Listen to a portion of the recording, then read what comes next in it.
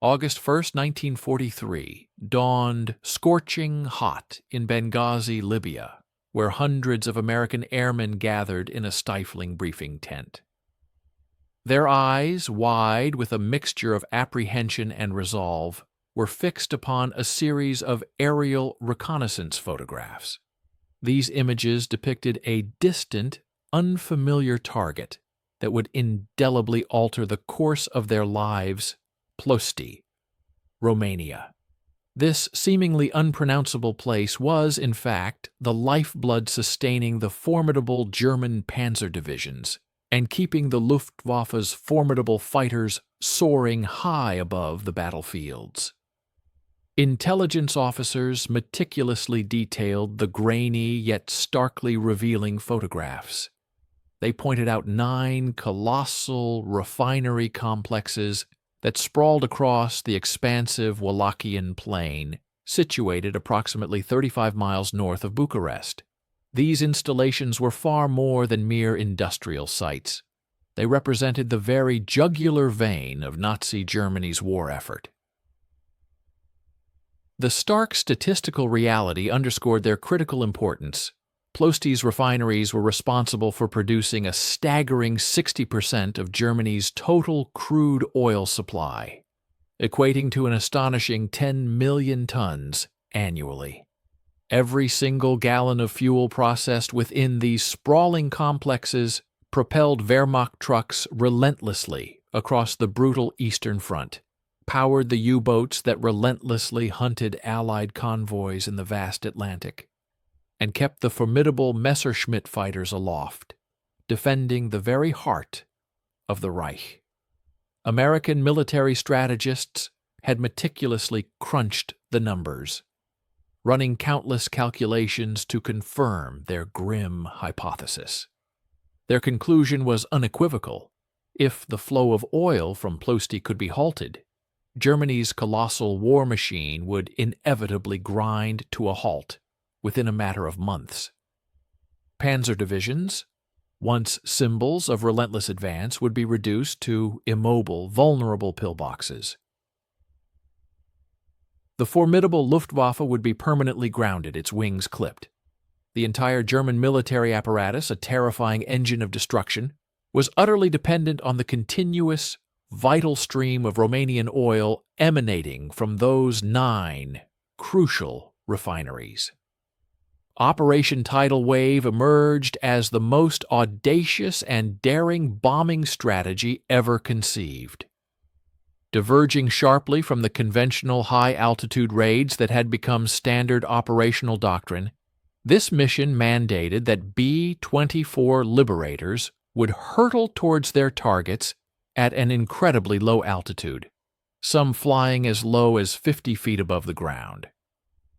The rationale behind this terrifying approach was strategically sound, though inherently perilous. By flying at such extreme low altitudes, the bombers could potentially evade German radar detection, thus preserving the element of surprise. This low-level approach also promised surgical precision, allowing crews to place delayed fuse bombs directly onto the vulnerable cracking towers and massive storage tanks. The delayed fuses provided crews with a mere 45 seconds to clear the target area before their own ordnance detonated. In theory, this plan was a stroke of brilliant tactical genius. In practice, however, it demanded that crews navigate massive 4-engine bombers through a veritable gauntlet of concentrated flak batteries, entrenched machine gun nests, and menacing barrage balloons, all while maintaining speeds exceeding 200 meters with absolutely no margin for error. The mission planners harbored no illusions about the potential human cost. They fully anticipated staggering losses. Pre-mission estimates grimly suggested that casualties could reach as high as 50%. Half of the attacking force might never return to base. Yet the strategic calculus remained brutally clear and unwavering. If Ploiești could be engulfed in flames, the Third Reich's capacity to wage mechanized warfare would utterly collapse, hastening the end of the devastating global conflict. The oil flowing through these refineries was not merely important, it was, in essence, irreplaceable. Germany had made attempts at synthetic fuel production, but these nascent facilities simply could not match the prodigious output of Ploiești. Romania's geological bounty, vast subterranean petroleum deposits nestled beneath the Carpathian foothills, had inadvertently become Hitler's most critical and vulnerable strategic dependency. The briefing tent, moments ago filled with the low hum of anticipation, fell into an eerie silence as officers unveiled the final, critical details. 5 distinct bombardment groups were slated to participate. A formidable armada of 178 B-24 Liberators, each laden with devastating 1,000 DAUS LB bombs. The aircraft would undertake an arduous 2,400-mile round trip, much of it over heavily defended enemy territory, with the crucial final leg entirely devoid of fighter escort. Navigation would rely solely on dead reckoning and visual landmarks, a testament to the crew's skill and the mission's inherent risks. Absolute radio silence would be maintained throughout the operation.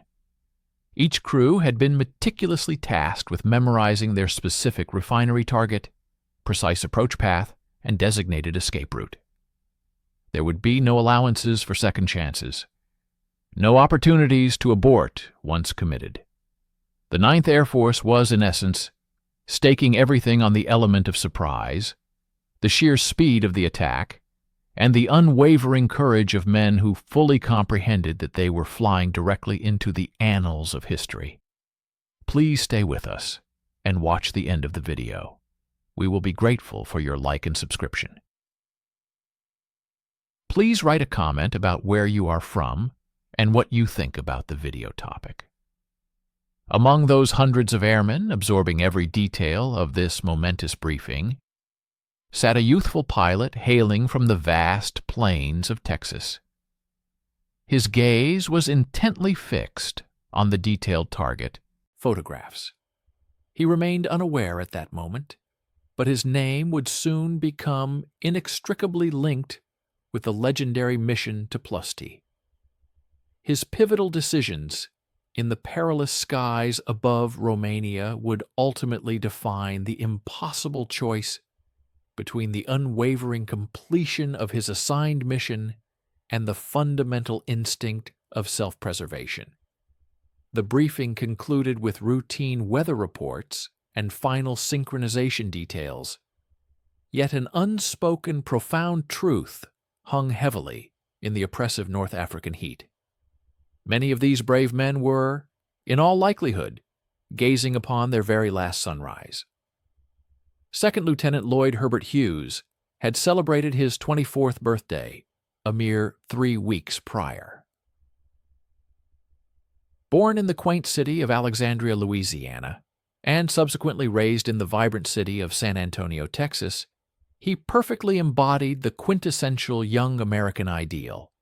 He was athletic, meticulously methodical, and possessed a quiet, understated confidence.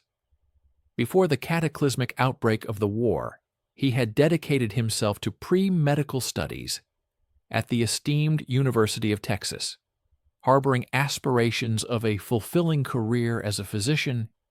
However, the devastating attack on Pearl Harbor irrevocably altered his trajectory. Like thousands of his generation, Hughes promptly enlisted, willingly exchanging his academic textbooks for rigorous flight manuals. By 1943, he had honorably earned his coveted Silver Wings and received an assignment to the 564th Bombardment Squadron, a component of the 389th Bombardment Group, a unit destined to embark upon the longest and lowest bombing mission ever undertaken in the annals of aviation history. Hughes proudly commanded a 10-man crew aboard a formidable B-24D Liberator. an aircraft that pilots often described with a curious mixture of deep affection and profound frustration. The B-24 was widely regarded as a resilient workhorse, robust and dependable, rather than a sleek, agile thoroughbred. While it possessed the impressive capability to carry a larger bomb load over greater distances than the more famous B-17 Flying Fortress, it was notoriously more challenging to fly, significantly less forgiving in its handling, and tragically earned the grim moniker the Flying Coffin, due to its alarming propensity to explode when its fuel tanks sustained direct hits. The Liberator's distinctive high-mounted Davis wing bestowed upon it exceptional range, a crucial attribute for reaching the distant target of Ploiești, but it simultaneously rendered the aircraft inherently unstable at dangerously low altitudes.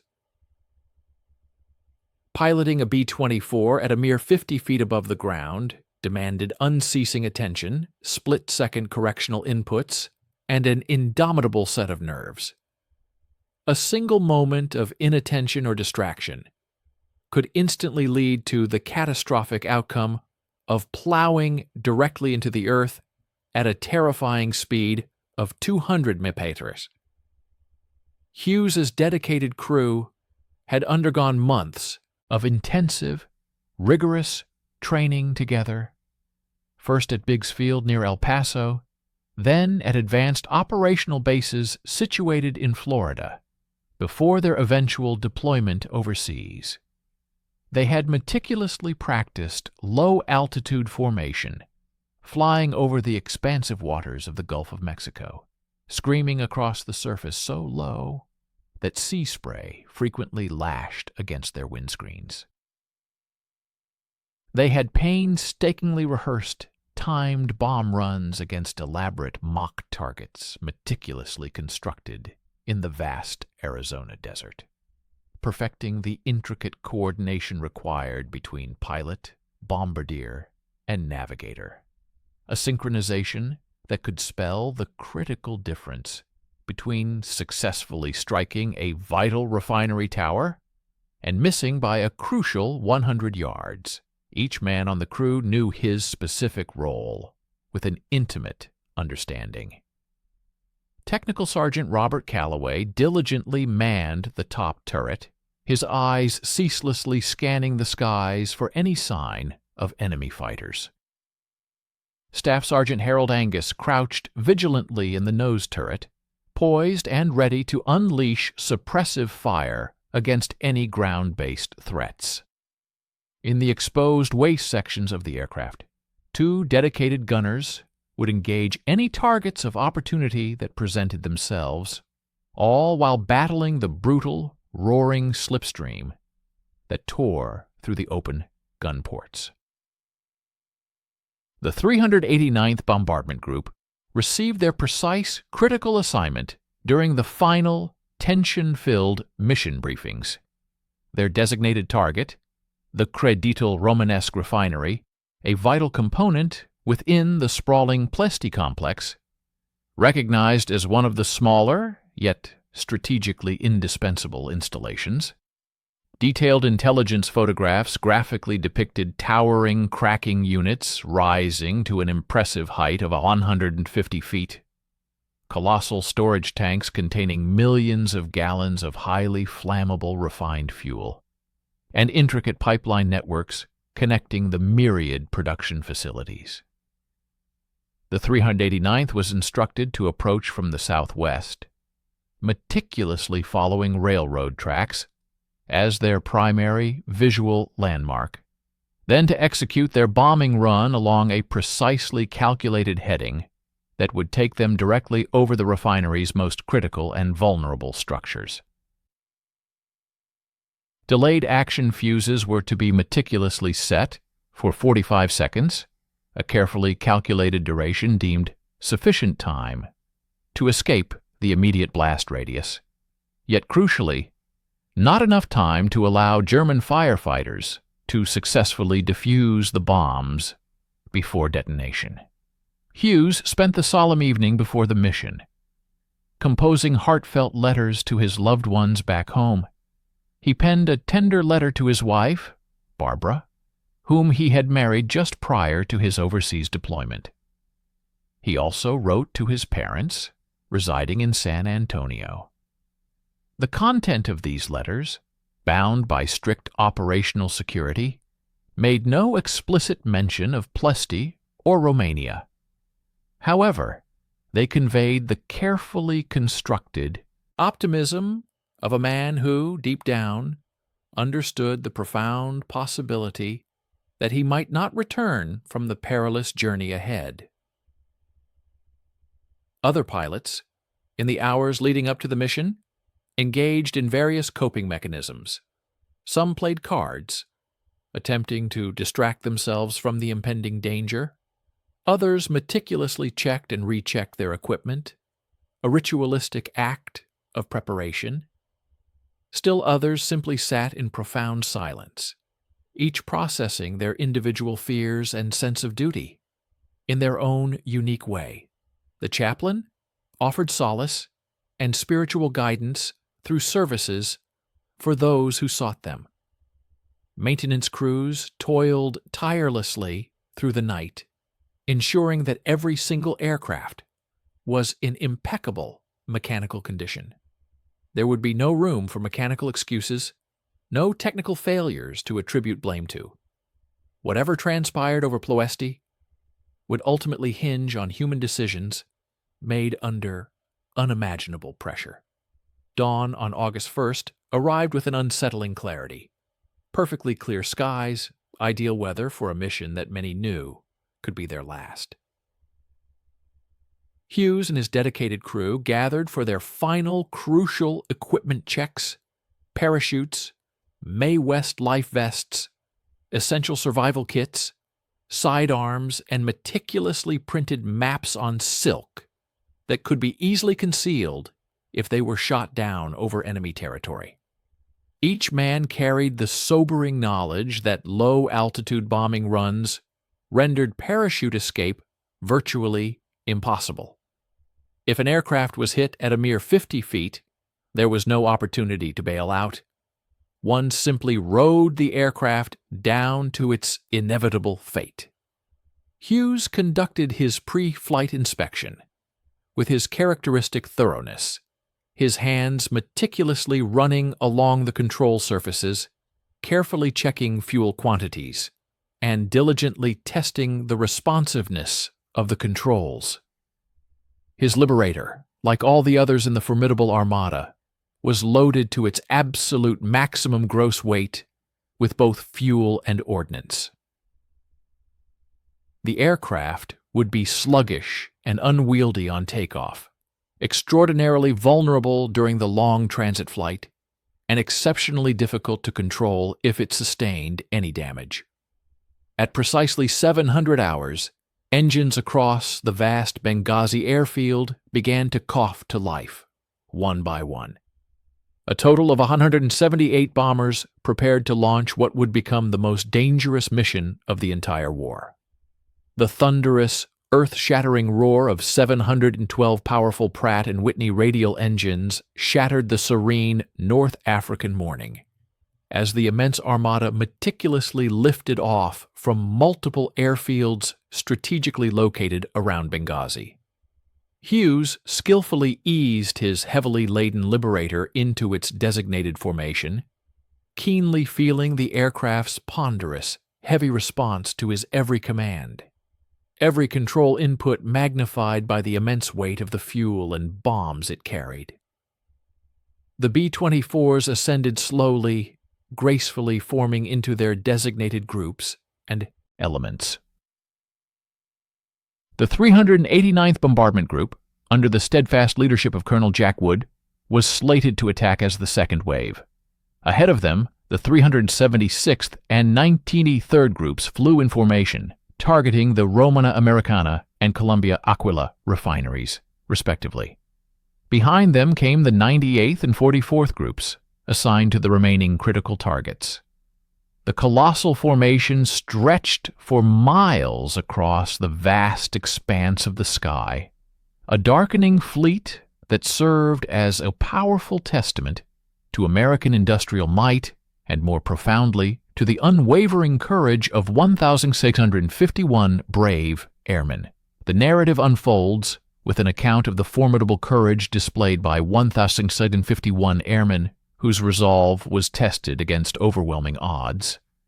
Their perilous journey commenced with a northeastern trajectory across the vast expanse of the Mediterranean Sea, maintaining an altitude of 10,000 feet to meticulously conserve their precious fuel reserves.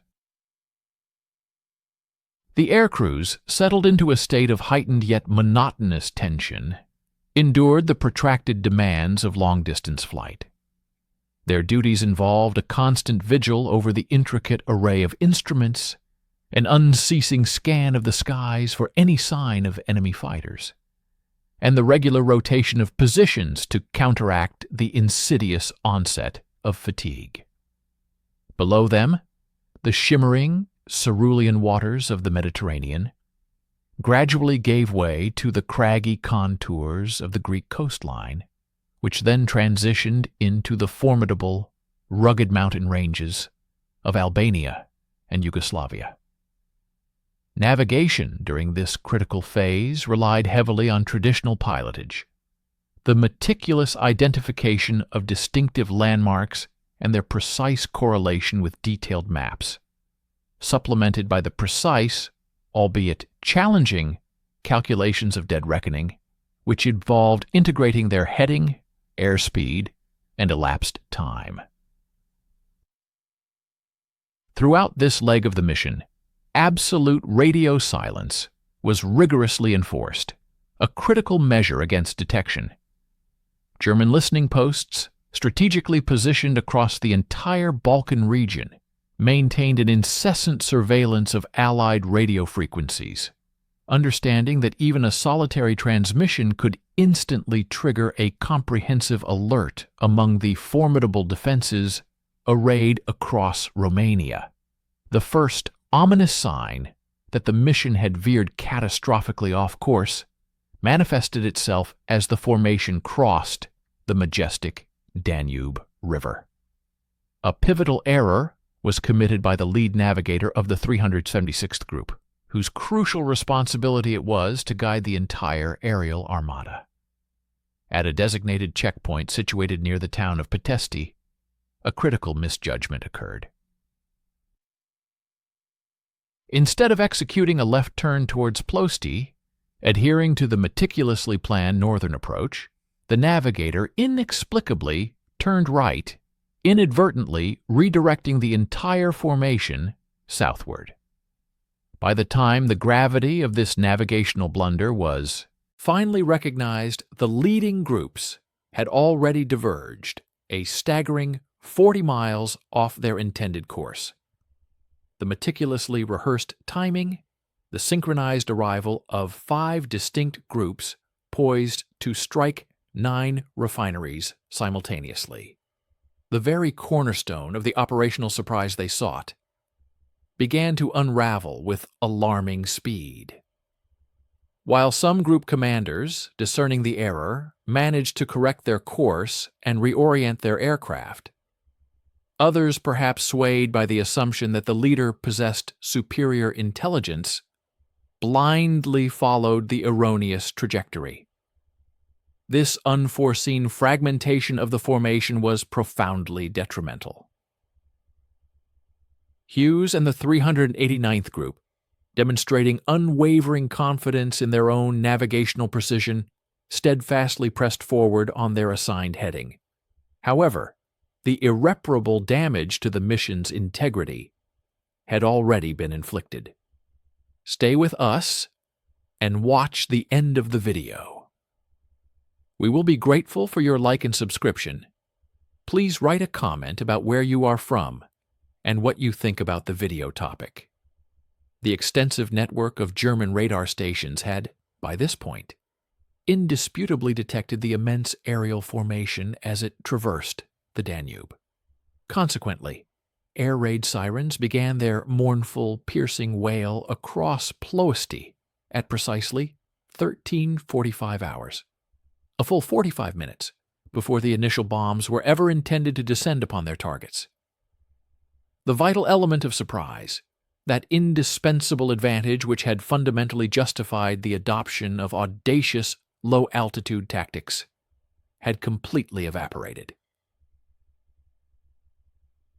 Romanian and German defenders, galvanized by the imminent threat, scrambled to their battle stations with urgent haste. Flak batteries, formidable in their destructive potential, promptly loaded their 88mm anti-aircraft guns with contact-fused shells specifically engineered to detonate upon impact with an aircraft. Machine gunners, meanwhile, meticulously prepared their weapons for the impending engagement.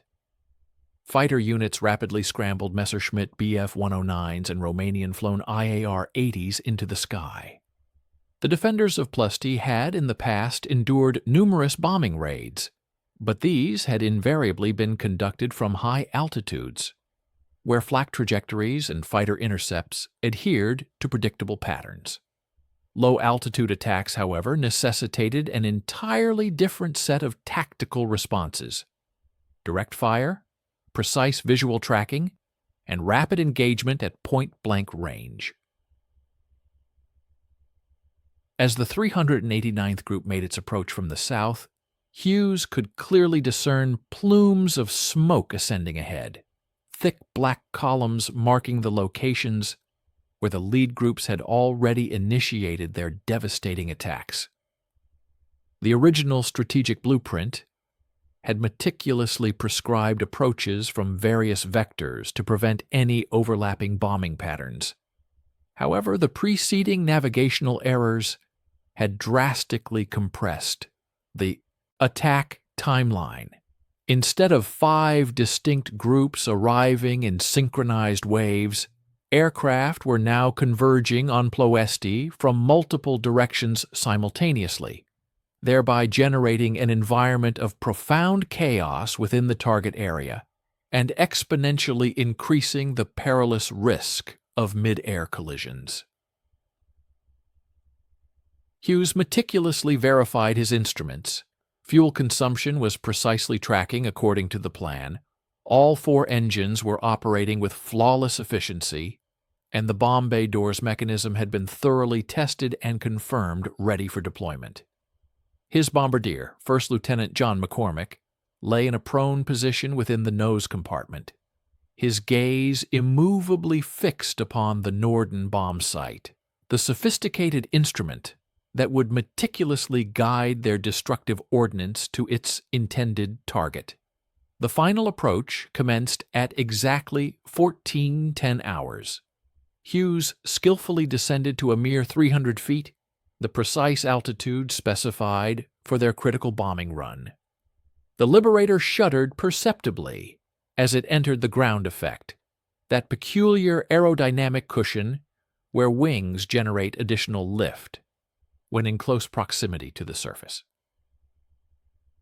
Every seasoned pilot understood that ground effect could either be a saving grace or a fatal trap. It rendered the aircraft more responsive but simultaneously eliminated any margin for error. The Romanian countryside flashed beneath them in a dizzying blur: verdant fields, winding roads, and quaint villages, where bewildered civilians gazed upwards in utter astonishment as American bombers thundered past at eye level. Ahead, the credital Romanesque refinery slowly emerged through the swirling smoke and pervasive haze. Cracking towers rose ominously, resembling skeletal fingers reaching towards the sky. Storage tanks gleamed in the harsh afternoon sun, and intricate pipeline networks crisscrossed the facility like a complex web of industrial veins.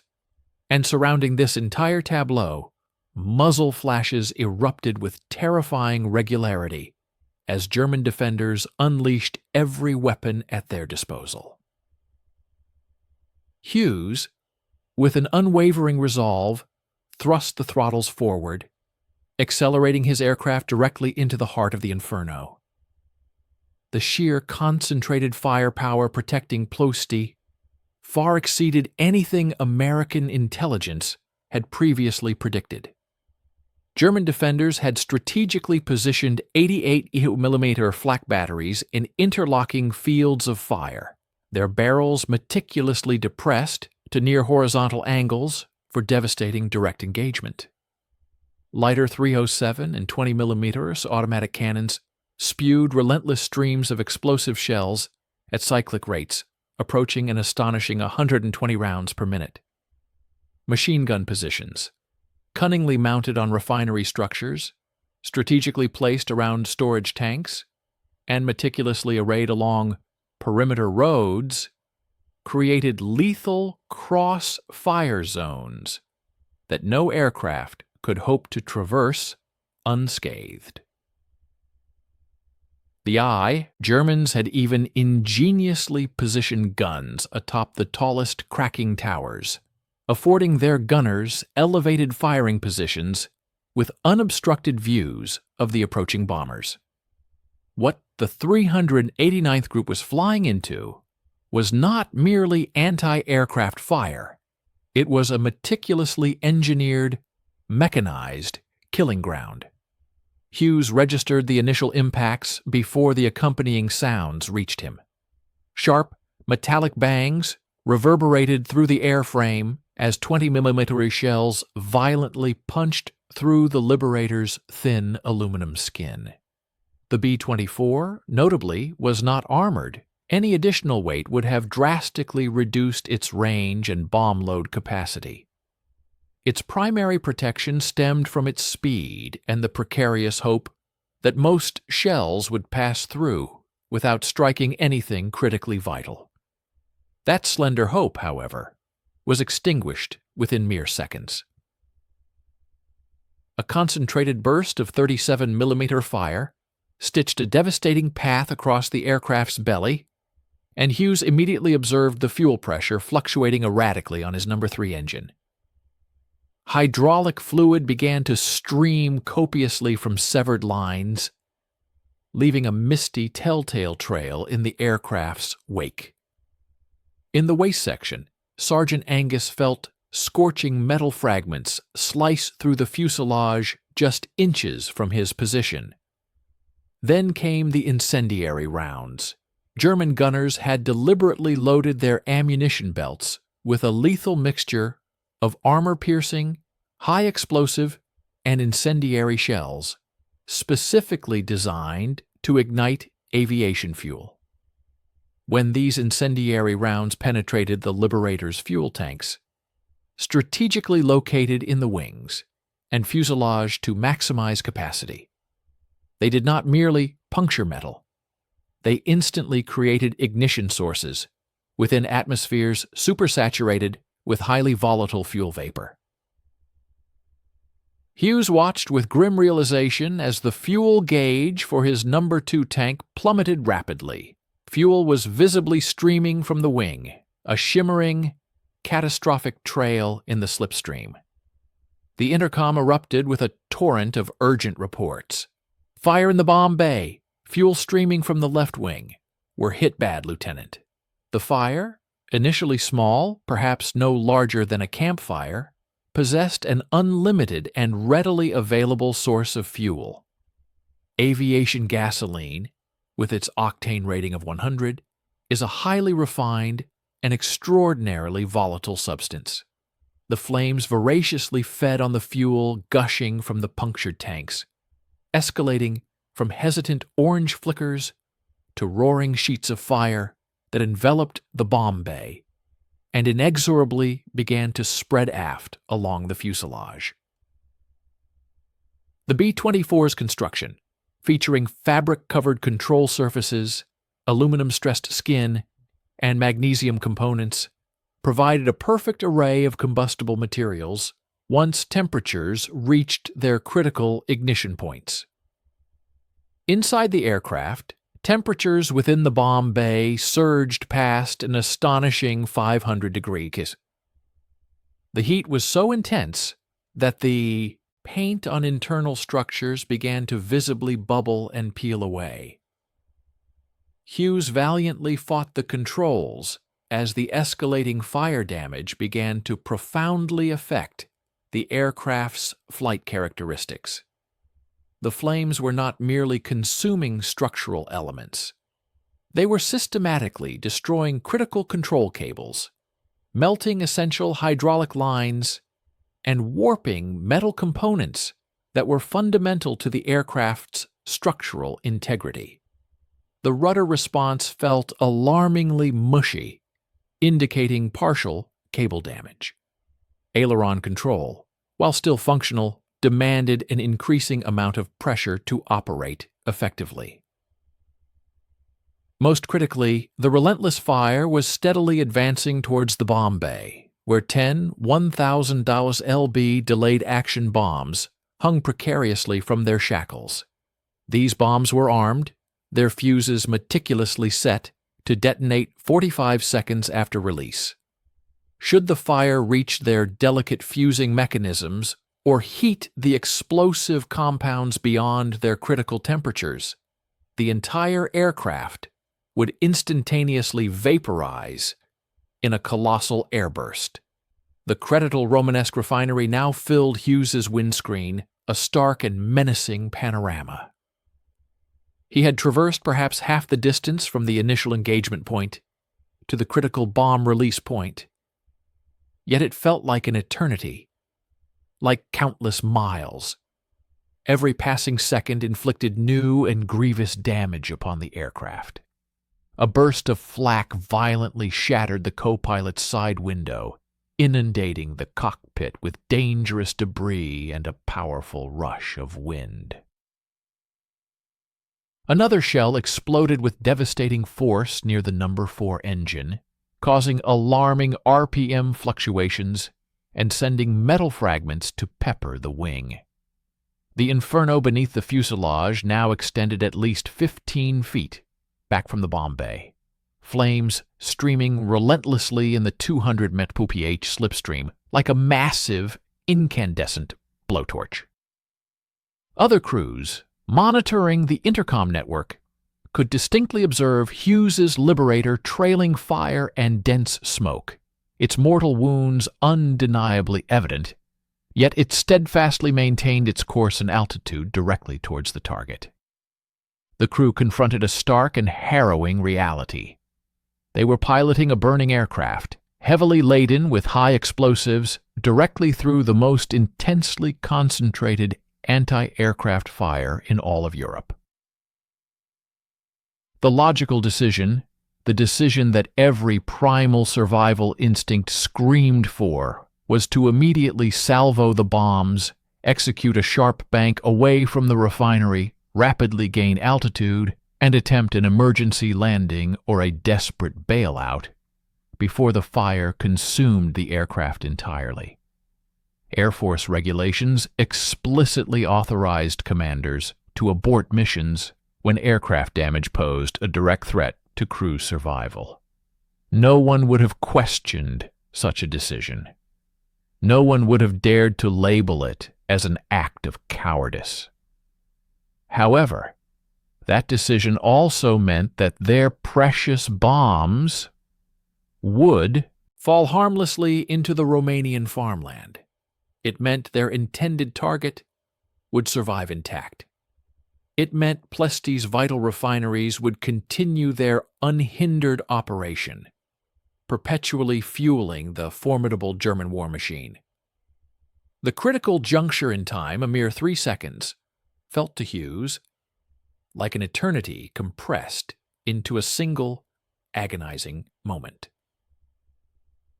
Hurtling through the sky at an altitude of 300 feet and a velocity of 210 miles per hour, those 3 fleeting seconds translated to a ground distance of nearly 1,000 feet, roughly equivalent to the length of 3 American football fields.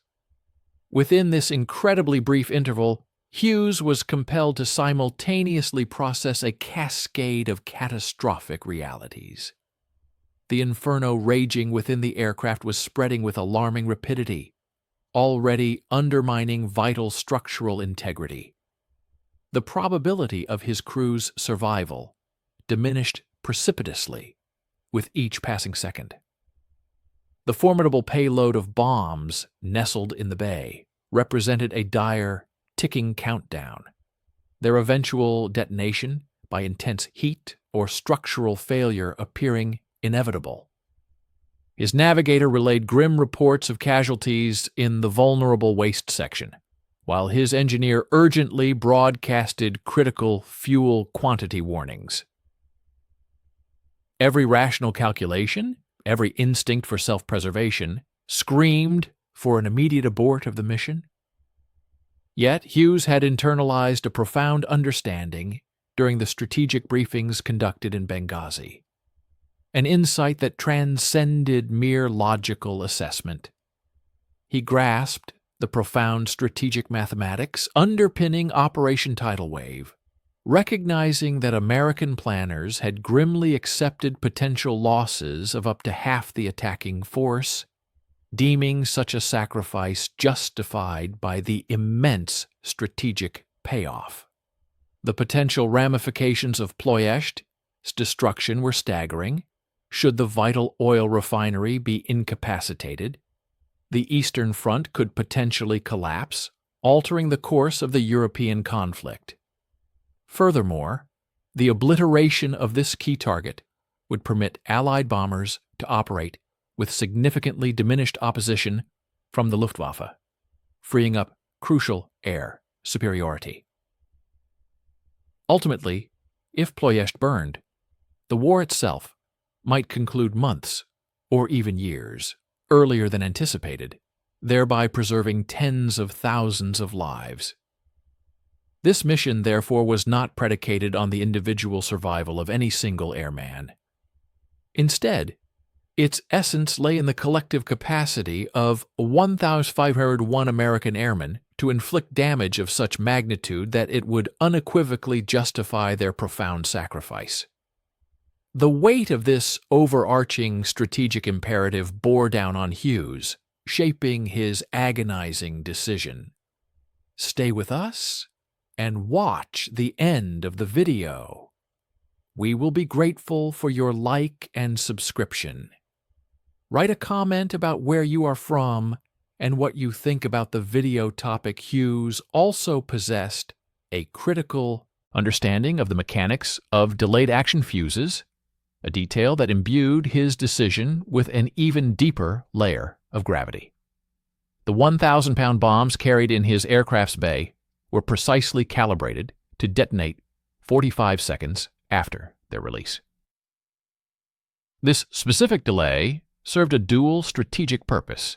It afforded the bombing aircraft a crucial window of time to escape the immediate blast radius, and, equally importantly, it prevented German firefighting teams from promptly addressing the initial damage. A bomb that exploded upon impact or during its descent could be combated with conventional firefighting apparatus. However, a delayed action bomb, designed to embed itself deep within critical infrastructure before detonating nearly a minute later, often after unsuspecting personnel had rushed to the impact site, would invariably create widespread casualties among emergency response teams and allow fires to become firmly established and widespread before any effective suppression efforts could even commence. Thus, these ingeniously designed delayed fuses transformed each explosive device from a simple destructive tool into a sophisticated strategic weapon, meticulously engineered to maximize sustained damage and disruption. The geometric intricacies of the bombing run further compounded Hughes' complex calculus. The Credo-Romanesque refinery sprawled across a rectangular expanse approximately 800 yards in length. The meticulously crafted attack plan for the 389th Group mandated an approach precisely along the refinery, as longest axis, with bombs to be released in a painstakingly precise sequence. This would ensure a dot walk of explosive impacts across the most critical structures, targeting vital cracking towers, immense storage tanks, essential pumping stations, and intricate pipeline manifolds. To successfully achieve this devastating destruction pattern, the bombardier required specific approach angles and impeccable release timing. If Hughes were to abort at this critical juncture, veering away from the designated target, his bombardier would be unable to achieve the necessary release parameters.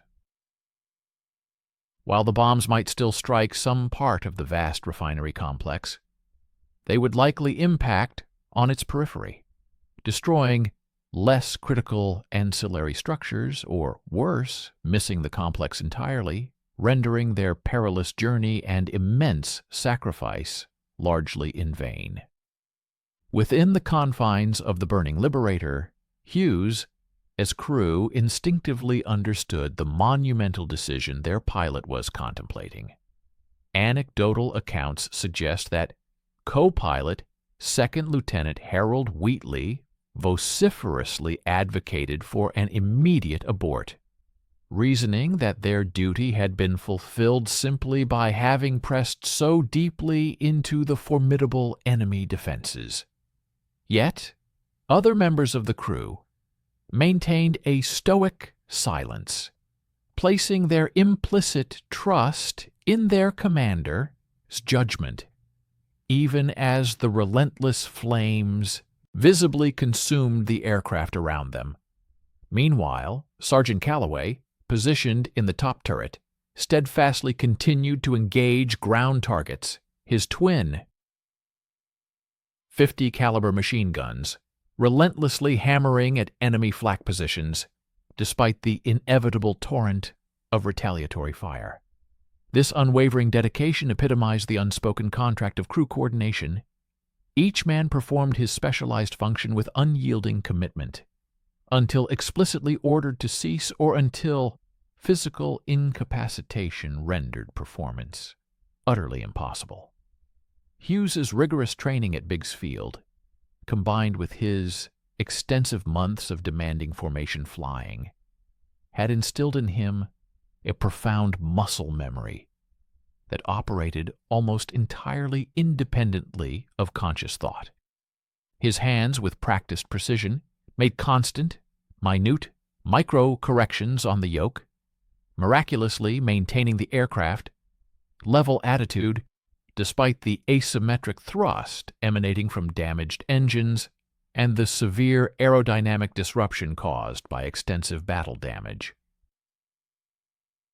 Simultaneously, his feet instinctively worked the rudder pedals, expertly compensating for the Liberator's inherent tendency to yaw violently toward the heavily damaged left wing.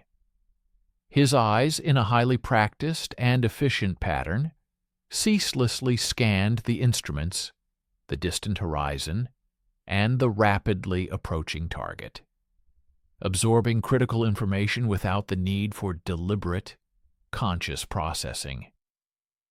This remarkable level of automated competency paradoxically created the necessary mental space for him to grapple with the monumental strategic decision that would ultimately define both his life and his death. The Credo-Romanesque refinery, the very heart of their mission, was now less than 30 seconds away. Reflected flames from the fuselage fire danced across the inside of Hughes's windscreen, casting an ominous orange glow that severely hampered instrument reading. The oppressive heat within the cockpit had escalated to an almost unbearable degree, soaring upwards of 150 degrees, a temperature so extreme that direct contact with metal surfaces would instantly burn skin. Dense, acrid smoke relentlessly filled every crevice of the crew compartments, forcing the men to resort to breathing through makeshift cloth masks, desperately soaked in whatever liquid they could find. The aircraft, now a dying beast, was visibly disintegrating piece by agonizing piece under the relentless dual assault of concentrated enemy fire and its own internal combustion. In that crucible of fire and steel, Hughes made his definitive decision. They would complete the bomb run. With grim determination, Hughes forcefully advanced the throttles, disregarding the screaming protests from his severely damaged engines. The No. 3 engine was struggling, running rough and erratically, its cylinder head temperature alarmingly climbing into the critical red zone. The No. 2 engine, meanwhile, displayed a rapidly plummeting oil pressure, a clear indication of lubricant hemorrhaging from shrapnel-punctured lines. Nevertheless, the remaining beleaguered power output was miraculously sufficient to maintain the crucial 210 metribiki, the precisely calculated speed that afforded his bombardier the optimal conditions for an accurate and devastating bomb release. In the cramped confines of the nose compartment, Lieutenant McCormick hunched intensely over his Norden bomb sight, making meticulous final adjustments despite the stinging smoke that burned his eyes and the searing heat that rendered the metal eyepiece almost too hot to touch. The Norden itself was a mechanical computer, a true marvel of precision engineering for its era, designed to calculate precise release points by factoring in a multitude of variables: altitude, airspeed, wind velocity, and target motion. At such a low altitude of 300 feet, its intricate calculations allowed for virtually no margin of error, demanding absolute perfection. The final, harrowing approach carried them directly over the refinery's formidable primary defenses. German gunners, with chilling efficiency, recognized the visibly wounded bomber as a prime, easy target, and concentrated their entire devastating fire upon it. Tracer rounds, those visible streaks of phosphorus-loaded ammunition designed to aid gunners in correcting their aim, wove an intricate, lethal web of light that appeared solid enough to walk across.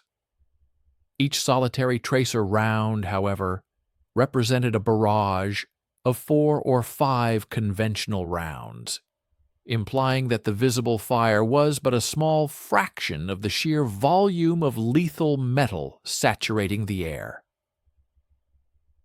The cacophony inside the aircraft transcended mere description, becoming an indescribable, continuous metallic hammering, violently punctuated by explosive bangs as larger caliber shells found their mark with terrifying regularity. The left waist gunner, Staff Sergeant Henry Leshworth, sustained multiple shrapnel wounds, but with incredible fortitude continued to unleash suppressive fire from his .50 caliber weapon, adding to the deluge of lead, even as his flight suit became thoroughly soaked with his own blood. McCormick's voice, strained but clear, crackled over the intercom, "Bomb bay doors open." Hughes felt a profound shudder ripple through the aircraft as the powerful hydraulic rams forced the massive doors downwards into the relentless slipstream. This critical action had immediate and catastrophic consequences for the internal inferno. The bomb bay, previously a semi-enclosed space, now transformed into an open channel where 200 mph winds relentlessly fed oxygen directly into the flames. The fire, no longer a mere blowtorch, exploded in intensity, transforming into a raging inferno. Temperatures within the bomb bay spiked dramatically past 800 degrees.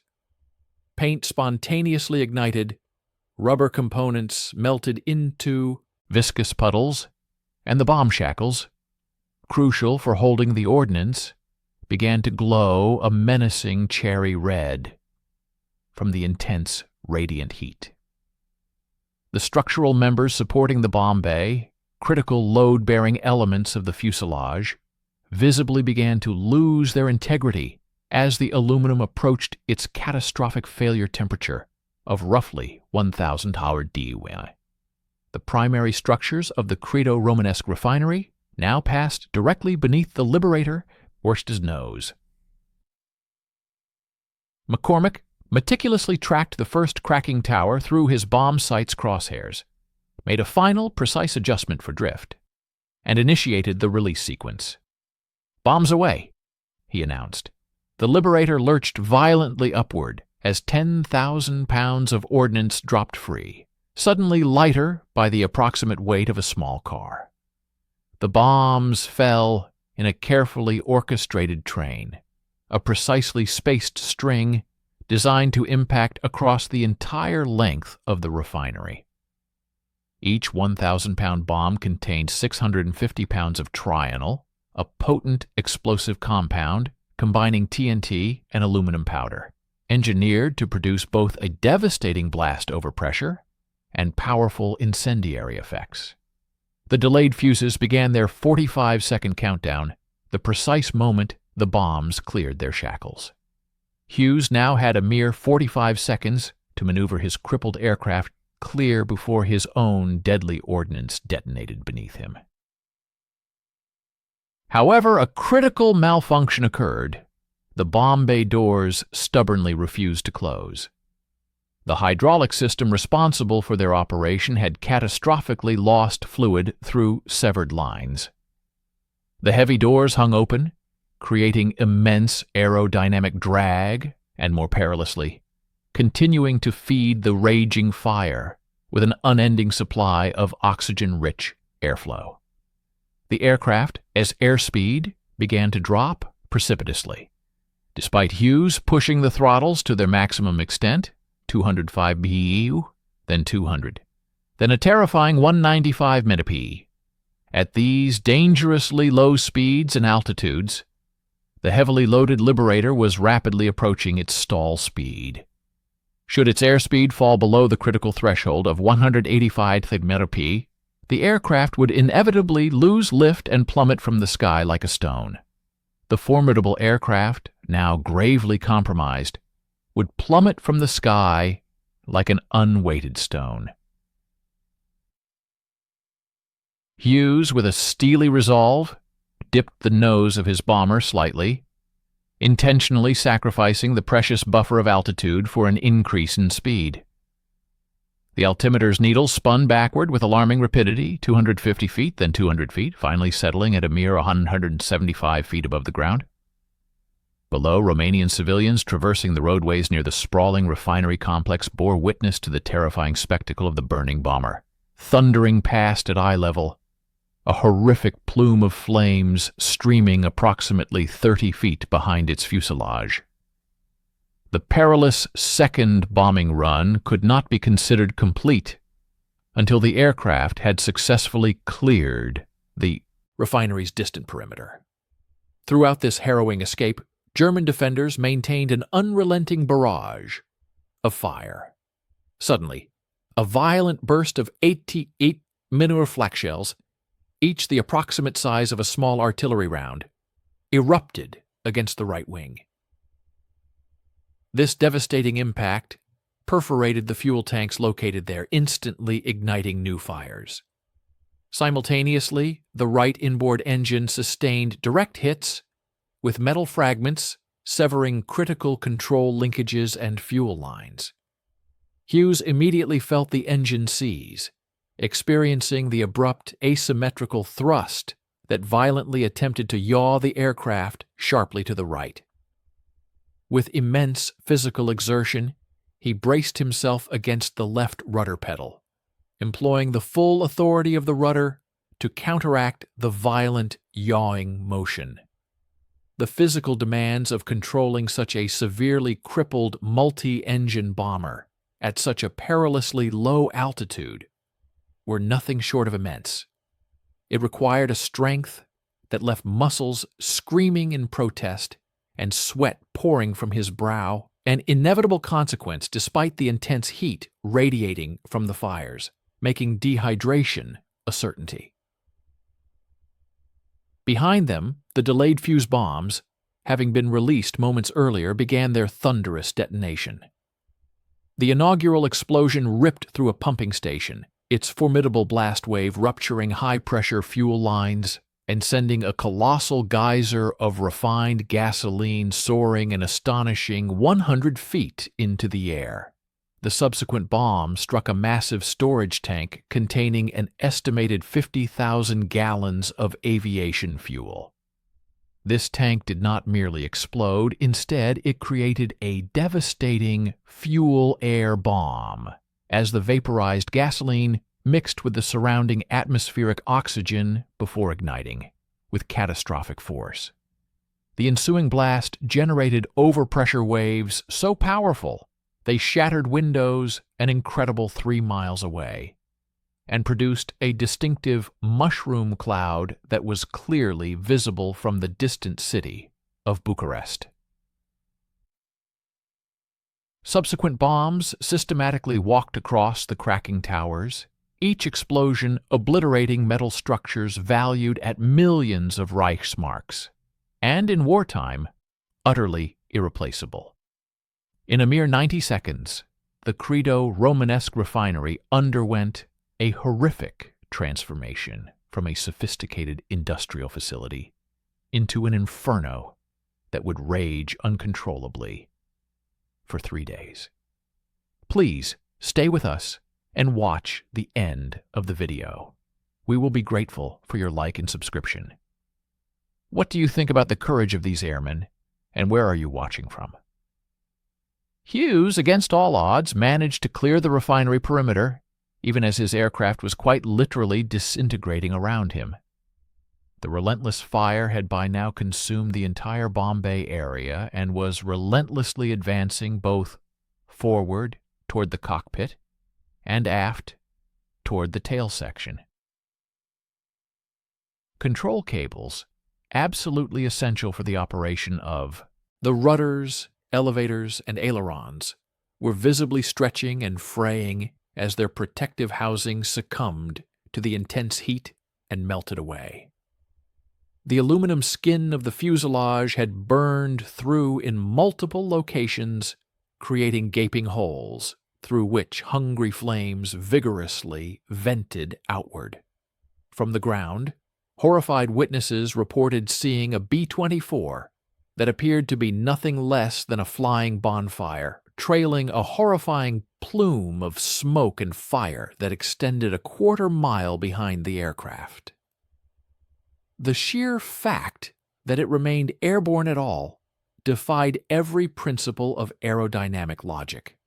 Only Hughes's continuous and desperate control inputs kept the dying bomber from irrevocably rolling, inverted or plunging catastrophically into the Romanian countryside below. The crew's predicament had long since transcended the realm of mere desperation. The waist gunners, with a sense of grim futility, were valiantly battling the raging fires with handheld extinguishers, their efforts seeming like mere gestures against an inferno ravenously fed by hundreds of gallons of high-octane aviation fuel. The radio operator had been forced to abandon his station, which was situated directly above the bomb bay, and had become utterly uninhabitable as the deck plates heated to temperatures that caused severe burns on contact. Meanwhile, the navigator, with a glimmer of hope, was feverishly attempting to plot an escape route toward neutral Turkey, located roughly 400 miles to the southeast. However, everyone aboard the doomed aircraft understood with chilling clarity that they did not possess 400 miles left to fly. In all likelihood, they probably did not even have 40 miles remaining. The structural integrity holding the Liberator together was now measured in mere minutes, perhaps even seconds. The combined forces of metal fatigue, extensive fire damage, and severe battle damage were conspiring to tear the aircraft apart, piece by agonizing piece. Hughes, in a final act of defiant leadership, attempted to gain some altitude, desperately hoping to provide his beleaguered crew with opportunities to bail out. He pulled back on the yoke, trading precious airspeed for a meager climb. The aircraft responded sluggishly, managing a pitiful climb rate of perhaps 50 feet per minute, a stark contrast to its normal 500. At an altitude of 600 feet, he made the agonizing decision that his crew needed to abandon the aircraft. His voice, remarkably calm and professional despite the dire circumstances, crackled over the intercom. "Prepare to bail out. That's an order." In the rear of the aircraft, crew members began to move toward the escape hatches. But bailing out of a B-24 at such a low altitude, while the aircraft was both on fire and violently maneuvering, was a task of near impossibility. The proper bailout procedure required the aircraft to be straight and level, allowing jumpers to safely clear the tail surfaces. This aircraft was neither straight nor level, and tragically was unlikely to become either. At approximately 18 hours, a mere 8 minutes after the initial anti-aircraft impacts, the structural failure that Hughes had so valiantly fought against became catastrophically evident.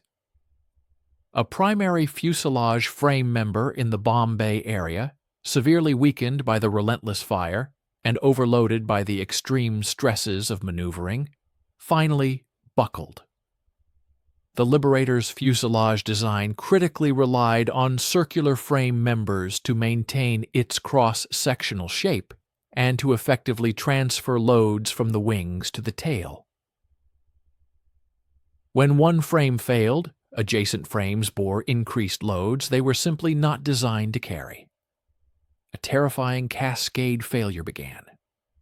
The fuselage started to break in half precisely at the bomb bay. The tail section sagged downward as structural continuity irrevocably failed. Control cables snapped with audible reports. Hydraulic lines ruptured completely. The aircraft, now a broken husk, became utterly unflyable. Hughes, with an indomitable will, fought to keep the nose up, desperately attempting a crash landing that might yet offer his crew some chance of survival. Ahead lay open farmland, vast wheat fields that had been recently harvested, leaving behind relatively flat stubble. It was far from ideal, but it was infinitely better than plowing into dense trees or solid buildings. He cut power to the remaining functioning engines, striving to reduce the risk of fire upon impact. The Liberator descended rapidly, its broken back rendering controlled flight impossible. The tail section dragged at an unnatural angle, creating immense drag and profoundly asymmetric forces. At perhaps 300 feet altitude and an airspeed of 140 b, the aircraft was falling more than it was flying. The impact occurred in a field approximately 7 miles north of Ploiești, near the quiet village of Tundere. The Liberator struck the earth with brutal force, its forward fuselage plowing deep into the soft soil that decelerated the wreckage from 140 mph to zero in roughly 200 feet. The forces involved, multiple dozens of G-forces sustained for several agonizing seconds, far exceeded human survivability limits, even with restraints. The fuel remaining in the wing tanks and the residual fuel coating internal surfaces ignited instantaneously upon impact. The wreckage exploded, not from bombs, but from the aircraft's own fuel, creating a massive fireball that utterly incinerated the forward fuselage section. Hughes, still in the pilot seat, desperately attempting to control the uncontrollable, died instantly. Co-pilot Wheatley perished beside him. Bombardier McCormick, Navigator Second Lieutenant Robert Benny, and Engineer Technical Sergeant Joseph Militello all met their end in the forward section. In the tail section, which had separated during the chaotic descent, several crew members miraculously survived the initial impact. The tail struck the ground separately from the forward fuselage, its impact forces slightly less catastrophic, and its distance from the main fuel fire providing a slim chance of survival. Tail Gunner Staff Sergeant Arthur Melrose, though severely injured, managed to crawl from the wreckage, alive. Radio Operator Technical Sergeant Robert Barker emerged with burns and multiple fractures. Waist Gunner Letchworth, who had already been wounded by shrapnel during the bombing run, survived with additional injuries from the crash. These men, along with 2 other crew members who managed to escape the wreck, became prisoners of war. They would endure the next 2 years in brutal Romanian and German prison camps, eventually being repatriated when Allied forces liberated those facilities in 1945. The final accounting of the Ploiești raid revealed a cost that stunned even the commanders, who had meticulously planned for catastrophic losses. Of the 178 B-24 liberators that departed North Africa on August 1, 1943, a mere 124 managed to return to base. A staggering 54 aircraft were destroyed, either shot down over the target, crashed while attempting emergency landings, or ditched in the Mediterranean when fuel exhaustion made reaching friendly territory an impossibility. The human cost was even more sobering. A total of 660 American airmen became casualties. Of these, 310 were tragically killed in action, their bodies either recovered from crash sites across Romania or lost forever in the vast expanse of the Mediterranean. Another 108 became prisoners of war, facing years in brutal captivity. 42 wounded airmen, many with injuries that would prematurely end their flying careers, somehow made it back to base. However, the strategic question that held the utmost importance was not merely the cost, but whether that immense sacrifice had purchased meaningful results. Initial reconnaissance flights over Ploiești in the days immediately following the raid provided a definitive answer. The bombing had indeed inflicted substantial and widespread damage across the refinery complex. The Credo Romanesque refinery, Hughes's specific target, suffered approximately 60% destruction of its refining capacity. Storage tanks were obliterated, cracking towers collapsed, critical pipeline networks ruptured, and administrative facilities were utterly destroyed. The Romana Americana refinery, targeted by the 93rd Bombardment Group, sustained similar levels of damage. Overall, the 9 refinery complexes comprising Ploiești collectively lost roughly 40% of their total production capacity. The devastating assault on the vital Ploiești oil facilities resulted in a significant reduction, approximately 40%, of their overall production capabilities. Quantifiably, this translated into a critical monthly deficit of around 240,000 tons in Germany's crucial oil supply. Such a profound blow had immediate and tangible tactical repercussions across various German military operations. For instance, Luftwaffe squadrons stationed throughout the European theater experienced drastically curtailed fuel allocations during September and October of 1943, inevitably leading to a noticeable decrease in their sortie rates, diminishing their effectiveness against the escalating Allied bombing campaigns. Concurrently, armored divisions battling on the arduous Eastern Front found themselves operating under stringent fuel rationing protocols, severely impeding their inherent operational mobility and making the execution of large-scale, decisive counteroffensives exceedingly challenging, if not impossible. In response to this pressing crisis, German military strategists were compelled to accelerate their synthetic fuel production initiatives, a desperate measure that necessitated diverting precious resources and skilled labor from other critical war industries. Furthermore, the Romanian government, deeply apprehensive about the prospect of future aerial attacks on its territory, urgently requested and received an augmentation of German air defense assets, a move that regrettably entailed the redeployment of essential flak batteries and fighter squadrons from other embattled fronts.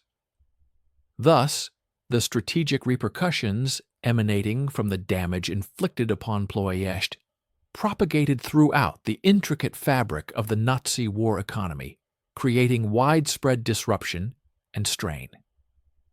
Nevertheless, the damage, while substantial, proved to be far from an insurmountable or permanent setback.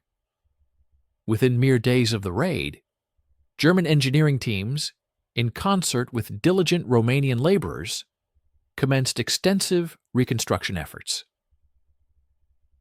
The Nazi regime, recognizing the paramount importance of these facilities, accorded refinery repairs an exceptionally high priority, allocating vital materials, such as structural steel, specialized piping, and complex electrical equipment, items that were in desperately short supply and urgently required across numerous other war-related industries.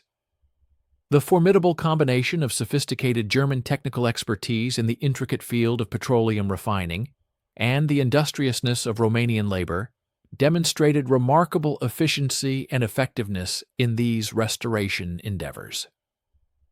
Consequently, by November 1943, a mere 3 months following the audacious raid, the Ploiești complex had impressively regained approximately 80% of its pre-attack production capacity. This recovery continued apace, with the refineries achieving an admirable 90% operational capacity by March 1944. Simultaneously, the German forces had significantly bolstered the region, air defenses, strategically installing numerous additional flak batteries, reinforcing existing fighter squadrons with fresh aircraft and personnel, and deploying innovative smoke generators designed to effectively obscure the vulnerable targets during any subsequent aerial assaults, thereby complicating Allied bombing efforts. This unexpectedly swift rate of recovery compelled American strategic planners to confront some uncomfortable and sobering realities regarding the actual effectiveness of single isolated bombing missions. A costly aerial assault that had resulted in the loss of 54 aircraft and tragically claimed 660 casualties had in essence generated damage that proved temporary, lasting only a matter of months.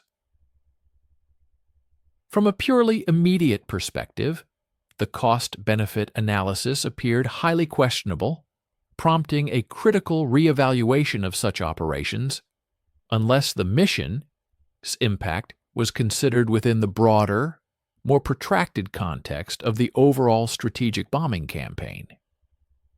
The undeniable truth that emerged was that Ploiești demanded not a solitary, albeit devastating strike, but rather a relentless barrage of sustained attacks, repeated missions conducted over an extended period of months, designed to consistently thwart any reconstruction attempts and progressively degrade its production capacity without respite. This crucial lesson profoundly influenced the subsequent evolution of American bombing doctrine. When American air forces eventually returned to target Ploiești in 1944, they did so not in a single decisive blow, but through a systematic and persistent campaign, launching 24 distinct raids between April and August of that year. These methodical attacks methodically dismantled the refineries, destroying them so thoroughly that they were rendered irreparable, permanently crippling Germany's ability to rebuild them. The tactical insights gleaned from Operation Tidal Wave, therefore, fundamentally reshaped and broadened American bombing strategy across the entire theater of operations. Please stay with us and watch the end of the video. We will be grateful for your like and subscription. Please also consider leaving a comment about where you are from and what you think about the video topic. The utilization of an extreme low-altitude approach, while theoretically allowing for pinpoint precision in bomb delivery, had demonstrably proven to be catastrophically vulnerable when confronted by concentrated and well-prepared enemy defenses. A comprehensive post-mission analysis definitively concluded that the rate of losses incurred in any heavily defended target environment would invariably be unsustainable at altitudes below 10,000 feet. Consequently, future bombing missions reverted to the established practice of high-altitude bombing. This strategic shift was made despite the inherent reduction in bombing accuracy, as commanders accepted that a higher number of missed bombs was a far more palatable outcome than the tragic loss of destroyed aircraft and the lives of their highly trained crews. Thus, the audacious August 1st, 1943, raid on Ploiești etched itself into military history as the final occasion that American heavy bombers would intentionally engage a heavily defended target at such perilously low altitudes during the entirety of the European War. The mission's indelible place in the annals of military history was secured not merely by its audacious tactical innovation or its immediate strategic impact, but perhaps more profoundly by the extraordinary individual acts of valor that characterized the raid. The sheer concentration of courage displayed by the airmen over Ploiești was truly unprecedented. Ultimately, the United States Army Air Forces would bestow 5 Medals of Honor for actions performed during Operation Tidal Wave, a number greater than for any other single mission conducted throughout the entire European theater. These prestigious decorations served to recognize men who epitomized the raid's defining characteristic, an unwavering resolve to continue pressing toward the target, despite their aircraft sustaining catastrophic damage, a profound commitment to mission completion that superseded personal survival, and the ultimate acceptance of certain death in order to achieve critical strategic objectives. Second Lieutenant Lloyd Herbert Hughes, a testament to this profound heroism, received the Medal of Honor posthumously on August 1, 1944, precisely 1 year after his tragic demise over the skies of Romania. The official award citation, personally signed by President Franklin D. Roosevelt, eloquently captured the essence of his ultimate selfless decision in concise yet powerful military prose. It stated, "For conspicuous gallantry and intrepidity above and beyond the call of duty in action with the enemy on 1 August 1943. On this date, Lieutenant Hughes served as pilot of a heavy bombardment aircraft participating in a dangerous low-level attack against enemy oil refineries at Ploiești, Romania. Flying in the last section of the formation, his aircraft was repeatedly hit by heavy anti-aircraft fire and burst into flames. Fully aware that his aircraft was a veritable flying bomb and that his life expectancy was measured in seconds, he elected to continue to his target rather than jeopardize his formation's bombing run. With extraordinary skill and courage, he flew the flaming aircraft over the target and released his bombs, scoring direct hits. Immediately after bomb release, the aircraft disintegrated. By his supreme heroism and valiant disregard for his own life, Lieutenant Hughes made possible the success of his formation's mission. The remaining 4 Medals of Honor awarded for the Ploiești mission were bestowed upon individuals whose narratives of heroism closely paralleled Hughes's, each demonstrating an astounding exhibition of sustained courage under the most impossible and dire conditions. Colonel John Riley Kane, serving as the commanding officer of the 98th Bombardment Group, resolutely pressed his attack forward even as his lead aircraft endured severe damage and his formation grappled with disorientation caused by thick smoke and intense ground fire. Second Lieutenant Lloyd D. Hughes, whose identity should not be confused with Lloyd H. Hughes, also earned recognition for his unwavering commitment to maintaining formation integrity, despite his aircraft suffering what proved to be fatal damage. Major John L. Jerstad, a man who had already completed his mandatory combat tour and had courageously volunteered for the Ploiești mission, with the somber understanding that it would likely result in his death, perished while valiantly leading his squadron directly through the target area. Finally, Colonel Leon W. Johnson expertly guided the 44th Bombardment Group through a barrage of withering enemy fire to successfully destroy his assigned refinery, subsequently managing to bring his severely crippled bomber safely back to base, despite sustaining devastating damage. The conferral of 5 Medals of Honor, stemming from a single day's combat, was an event utterly unprecedented in military history and would remain unmatched throughout the entire duration of World War II. The remarkable concentration of these highest military awards served as a profound recognition that Ploiești represented something truly unique within the realm of military aviation, a mission where the conventional metrics of courage and duty simply proved inadequate to fully encapsulate the extraordinary events that transpired. The citations accompanying these medals read like compelling variations on a singular heroic theme. Pilots who, despite their profound awareness of impending death, resolutely continued their trajectory towards the target.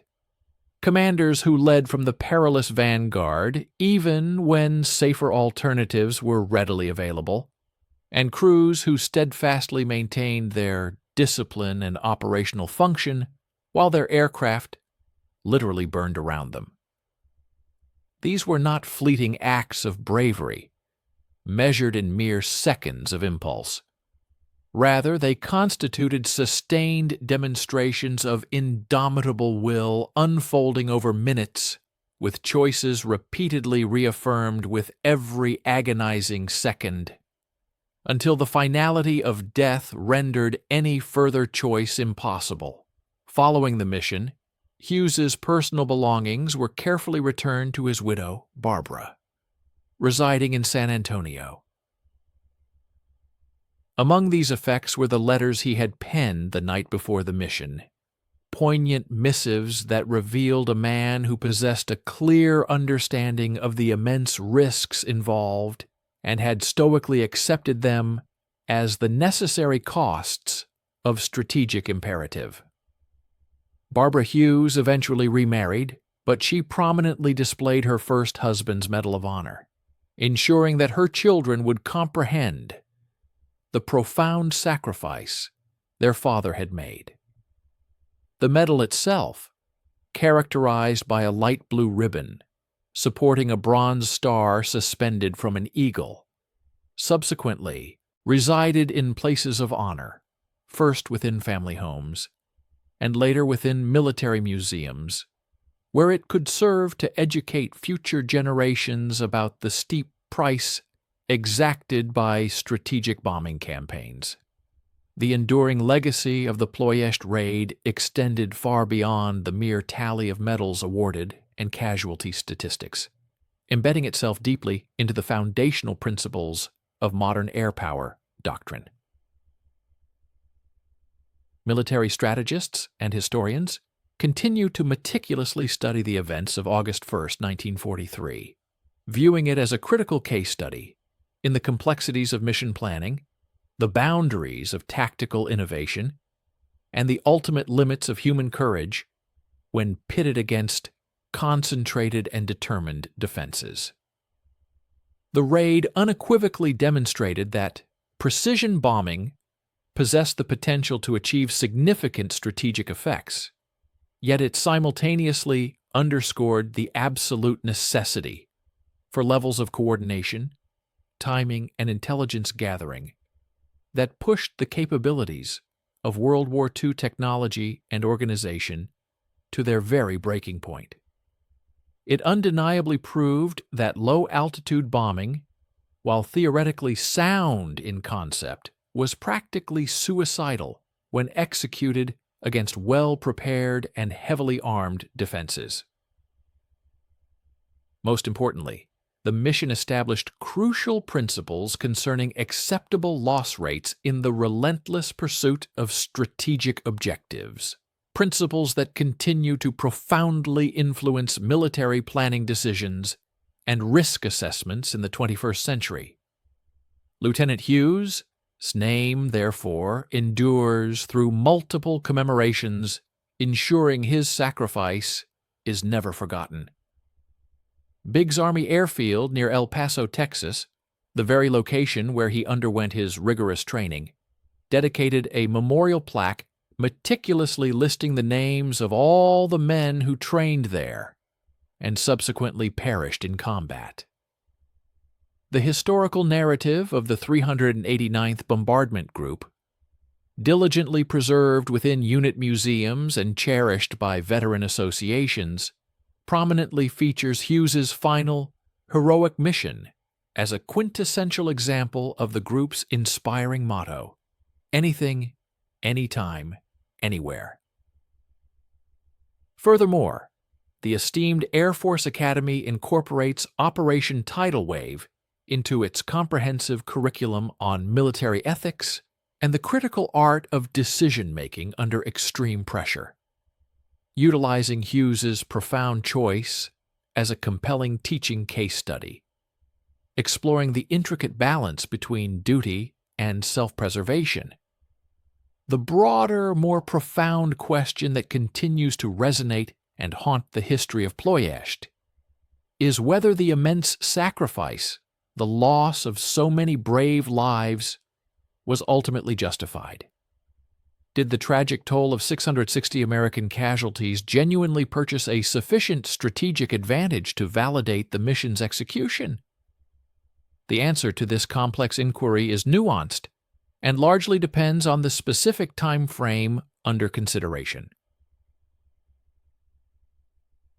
In the immediate aftermath, spanning from August through October 1943, the damage inflicted upon Ploiești indeed materially impacted German operations, compelling significant operational adaptations and forcing critical diversions of scarce resources. However, in the medium term, from November 1943 through March 1944, the remarkable speed and effectiveness of German reconstruction efforts largely negated much of the initial damage, suggesting that the mission, in isolation, failed to achieve lasting strategic effects. Yet when evaluated in the long term, viewing Ploiești as an integral component of the sustained and relentless bombing campaign that ultimately shattered Germany's oil production capacity, the August 1943 raid proved to be foundational. It established vital tactics, identified critical vulnerabilities within the enemy's defenses, and powerfully demonstrated Allied determination, thereby setting the crucial conditions for the ultimately successful and decisive raids of 1944. The harrowing final moments of Hughes's flight, navigating a severely damaged and inferno-engulfed bomber directly toward a vital refinery complex, vividly encapsulated the brutal reality of strategic aerial warfare. Every primal instinct for self-preservation undoubtedly screamed for an immediate disengagement, a desperate attempt to escape the fiery demise. Yet his unwavering trajectory toward the target crystallized the profound, often tragic, understanding at the heart of strategic bombing missions: the deliberate exchange of individual human existence for the attainment of paramount national objectives. While the airmen who embarked on the perilous journey to Ploiești had intellectually grasped this grim covenant during their pre-flight briefings and strategic discussions, Hughes, alongside countless others, demonstrated an unparalleled commitment to honor that solemn agreement when the crucible of combat demanded ultimate action. His resolute choice above the critically important Romanian petroleum facility was far from an impulsive, irrational act or a desperate leap into self-destruction. Instead, it represented a profoundly calculated acceptance that certain military imperatives and strategic goals inherently warrant any conceivable sacrifice, irrespective of the personal toll. This very calculation, this profound willingness to pay the ultimate irreversible price in pursuit of a decisive strategic advantage, fundamentally distinguishes ordinary acts of bravery from the truly extraordinary valor that ultimately garners recognition through the nation's most esteemed military commendations. At the tender age of 24, his young life extinguished amidst a desolate Romanian wheat field, Lloyd Herbert Hughes achieved precisely what the mission imperatively demanded. He successfully delivered his ordnance squarely on target, defying the overwhelming odds and the catastrophic personal cost, thereby securing not only the mission's success, but also an enduring place in the annals of history, becoming, in essence, immortal.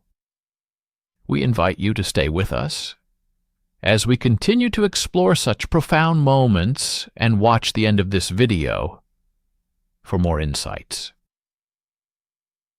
We would be profoundly grateful for your engagement, signified by a like and subscription, and we encourage you to share your thoughts in the comments below, telling us where you are from and what you think about the compelling topics we delve into.